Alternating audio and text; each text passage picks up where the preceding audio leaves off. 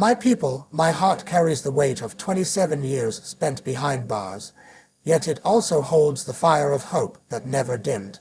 I am Nelson Mandela, and this is the story of my imprisonment, a time when the apartheid regime sought to silence me, but the world's cry for my freedom grew louder than their chains.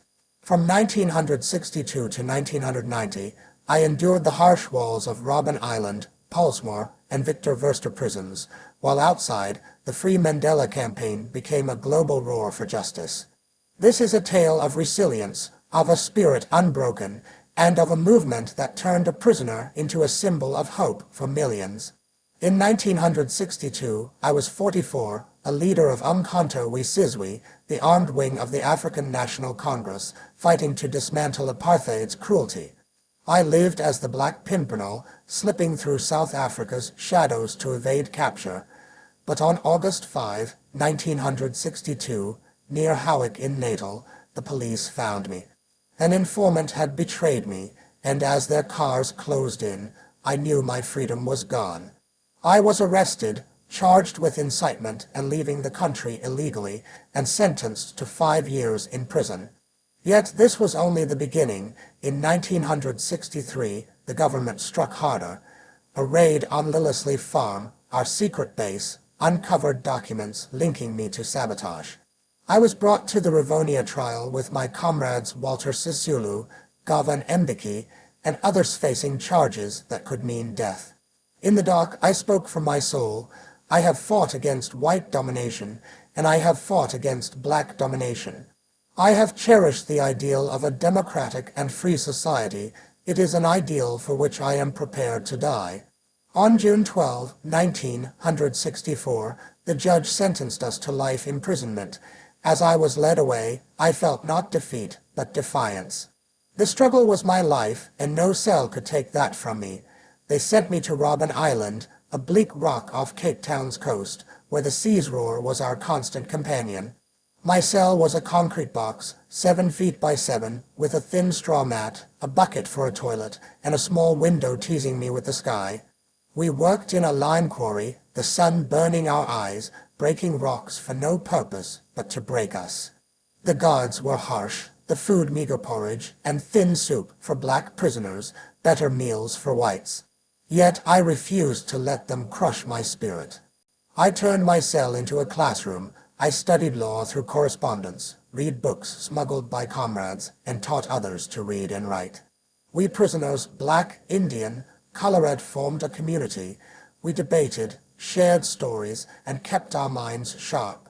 I learned Afrikaans to understand the guards, to see them as men, not monsters. Small acts of defiance kept us alive.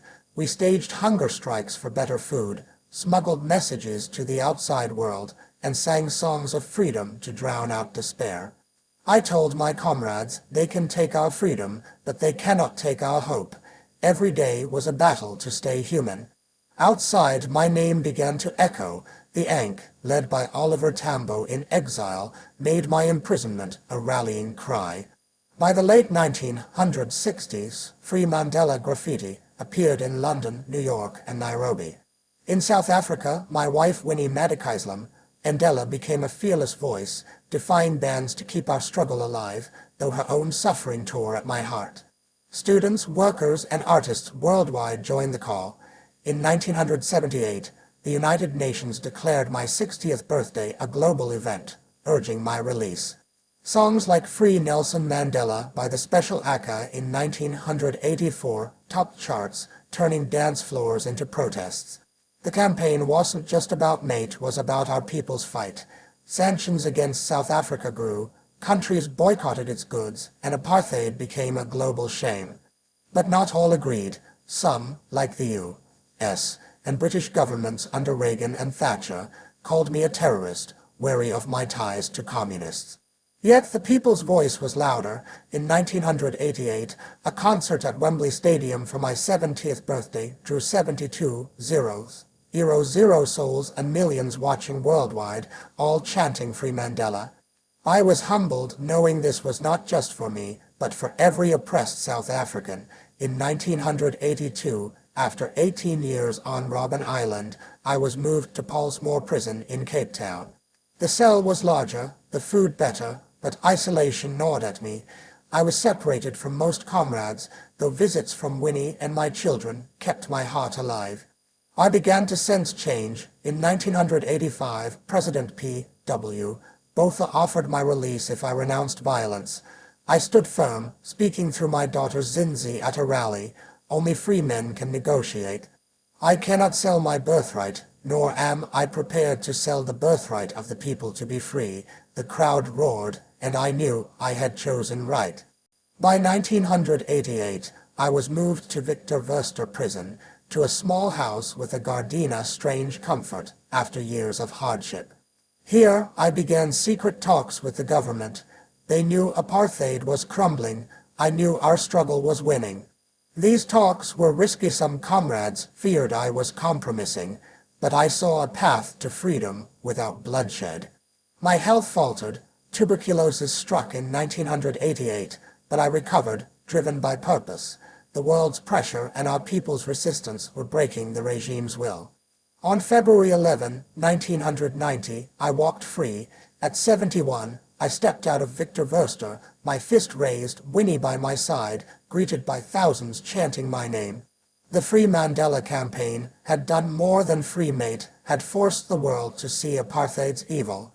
My release was no gift. It was the fruit of our people's courage, the ANC fight, and global solidarity. I was free, but the struggle was not over. I knew then that my life's work to build a free, equal South Africa was just beginning. My 27 years in prison were a crucible, testing my soul but forging my resolve. From Robben Island's quarry to Victor Verster's gate, I learned that freedom is not just a word. It is a flame kept alive by hope, defiance, and love for one's people. The Free Mandela campaign was not mine alone. It was yours, a cry that shook the world and broke my chains.